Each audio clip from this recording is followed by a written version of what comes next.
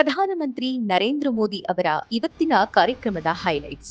ಪ್ರಧಾನಮಂತ್ರಿ ನರೇಂದ್ರ ಮೋದಿ ಅವರು ಇಂದು ನವದೆಹಲಿಯ ಭಾರತೀಯ ಕೃಷಿ ಸಂಶೋಧನಾ ಸಂಸ್ಥೆಯಲ್ಲಿ ನಡೆದ ಸಶಕ್ತ ನಾರಿ ವಿಕಸಿತ ಭಾರತ ಕಾರ್ಯಕ್ರಮದಲ್ಲಿ ಭಾಗಿಯಾದರು. ಇದೇ ವೇಳೆ ಏಕಕಾಲಕ್ಕೆ 10 ಪ್ರದೇಶಗಳಲ್ಲಿ ನಮೋ ಡ್ರೋನ್ ದೀದಿ ಅವರಿಂದ ನಡೆದ ಡ್ರೋನ್ ಪ್ರಾತ್ಯಕ್ಷಿತೆಯನ್ನ ವೀಕ್ಷಿಸಿದ ಮೋದಿ, ಕೃಷಿ ಚಟುವಟಿಕೆಗಳ ಉತ್ತೇಜನಕ್ಕೆ ಡ್ರೋನ್ಗಳ ಅವಶ್ಯಕತೆ ಮನಗಂಡು ಇದೇ ಕಾರ್ಯಕ್ರಮದಲ್ಲಿ 1,000 ಮಹಿಳೆಯರಿಗೆ ಡ್ರೋನ್ ಅನ್ನು ವಿತರಿಸಿದ್ರು.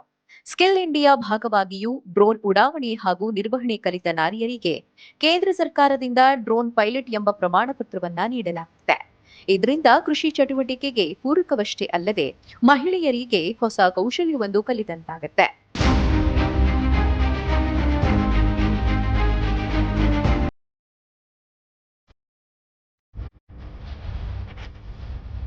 ದೀನದಯಾಳ ಅಂತ್ಯೋದಯ ಯೋಜನೆ ನ್ಯಾಷನಲ್ ರೂರಲ್ ಲೈವ್ಲಿಹುಡ್ ಮಿಷನ್ ಅಡಿ ಆರ್ಥಿಕವಾಗಿ ಸಬಲರಾಗಿ ಯಶಸ್ಸು ಕಂಡ ಮಹಿಳೆಯರನ್ನು ಇದೇ ಕಾರ್ಯಕ್ರಮದಲ್ಲಿ ಮೋದಿ ಸತ್ಕರಿಸಿದ್ರು. ಲಕ್ಷಪತಿ ದೀದಿ ಹೆಸರಿನ ಈ ಯೋಜನೆ ಮಹಿಳೆಯರನ್ನು ಆರ್ಥಿಕವಾಗಿ ಆತ್ಮನಿರ್ಭರರನ್ನು ಮಾಡಲು ಸಹಕಾರಿಯಾಗಿದೆ. ಇದೇ ವೇಳೆ ಅತಿ ಕಡಿಮೆ ಬಡ್ಡಿ ದರದಲ್ಲಿ ಮಹಿಳಾ ಸ್ವಸಹಾಯ ಗುಂಪುಗಳಿಗೆ ಪ್ರಗತಿ ಚಟುವಟಿಕೆ ಕೈಗೊಳ್ಳಲು 8,000 ಕೋಟಿ ರೂಪಾಯಿ ಆರ್ಥಿಕ ನೆರವನ್ನ ಪ್ರಧಾನಿ ಮೋದಿ ನೀಡಿದ್ರು. ಕಾರ್ಯಕ್ರಮದಲ್ಲಿ ಹಲವು ಸಾಧಕ ಮಹಿಳೆಯರ ಯಶೋಗಾಥೆ ಕುರಿತು ಮೋದಿ ಸಂವಾದ ನಡೆಸಿದ್ರು. लेकिन दुर्भाग्य से देश में पहले जो सरकारें रही उनके लिए आप सभी महिलाओं का जीवन, आपकी मुश्किलें कभी प्राथमिकताएं नहीं रही और आपको आपके नसीब पर छोड़ दिया.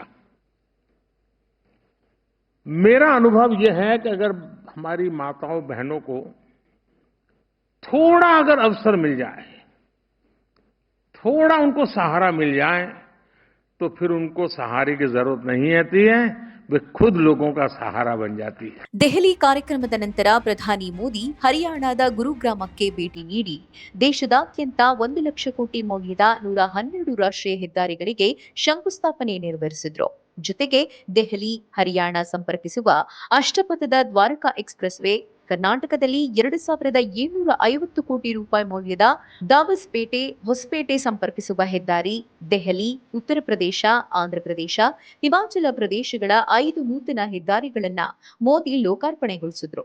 ಇಷ್ಟೇ ಅಲ್ಲದೆ 20,500 ಕೋಟಿ ರೂಪಾಯಿ ವೆಚ್ಚದ 42 ಪ್ರಾಜೆಕ್ಟ್ಗಳಿಗೆ ಮೋದಿ ಹಸಿರು ನಿಶಾನೆ ತೋರಿದ್ರು. ಈ ನೂತನ ರಾಷ್ಟ್ರೀಯ ಹೆದ್ದಾರಿಗಳು ಸಂಚಾರವನ್ನ ಸುಗಮವಾಗಿಸುವುದಷ್ಟೇ ಅಲ್ಲದೆ ಸಾಮಾಜಿಕ ಆರ್ಥಿಕ ಪ್ರಗತಿಯ ಜೊತೆ ಉದ್ಯೋಗ ಸೃಜನೆ, ವ್ಯಾಪಾರ ವಹಿವಾಟಿಗೂ ಉತ್ತೇಜನ ನೀಡಲಿದೆ.